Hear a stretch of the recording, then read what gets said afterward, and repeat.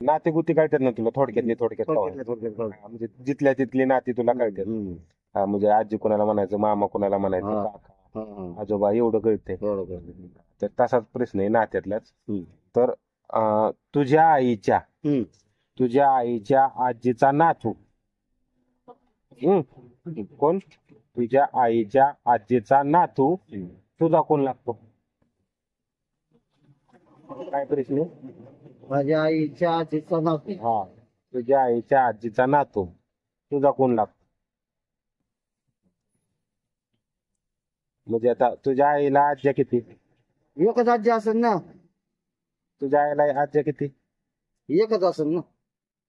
आईला आजी एकच असते का? मग किती असते?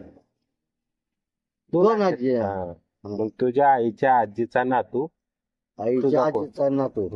तुझा कोण? आईची आजी. आईची आजी हा, आणि तिचा नातू. तुझा नातू तुझा कोण?